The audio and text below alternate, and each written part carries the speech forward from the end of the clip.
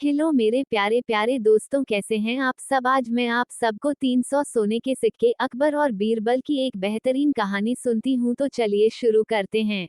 आगे बढ़ने से पहले मैं चयनिका पांडे आप सभी से रिक्वेस्ट करती हूँ कि हमारे इस चैनल को सब्सक्राइब जरूर करें और बगल वाले बेल आइकॉन को जरूर दबा दें ताकि आने वाले इस तरह के हर एक वीडियो के नोटिफिकेशन आपको प्राप्त हो सके।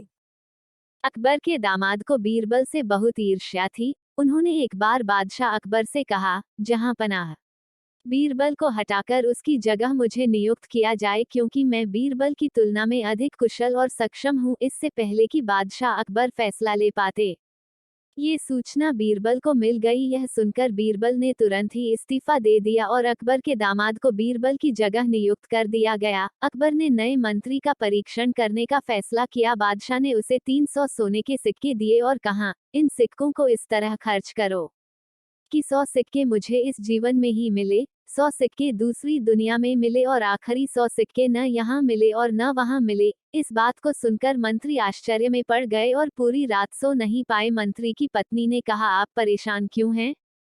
तो मंत्री ने कहा कि राजा ने उन्हें एक दुविधा में फंसा दिया है। अब ये सोचकर ही मेरा दिमाग खराब हो रहा है कि मैं इस स्थिति से खुद को कैसे निकालूं। मंत्री की बीवी ने उनको सुझाव दिया कि आप बीरबल से सलाह क्यों नहीं ले लेते। पत्नी की सलाह पर उन्होंने बीरबल से मदद मांगना ही उचित समझा। इसलिए मंत्री जी बीरबल के पास पहुंचे। बीरबल ने कहा, तुम मुझे ये सोने के सिक्के दे दो, बाकी मैं सब संभाल लूंगा। बीरबल सोने के सिक्कों से भरा हुआ बैग लेकर शहर की गलियों में घूमने लगे।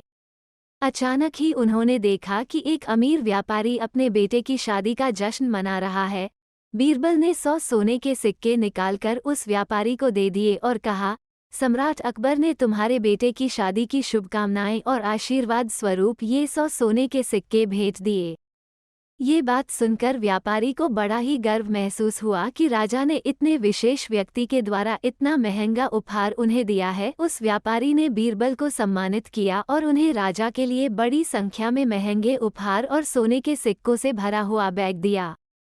अगले दिन बीरबल शहर के ऐसे क्षेत्र में गए जहां गरीब लोग रहते थे। उन्होंने 100 सोने के सिक्कों से भोजन और कपड़े खरीदे और उन्हें बादशाह अकबर के नाम पर गरीब लोगों में बांट दिया।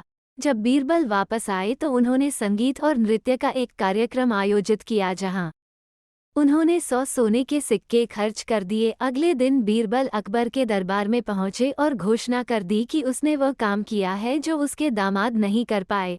बादशाह अकबर यह जानना चाहते थे कि बीरबल ने ये सब कैसे किया।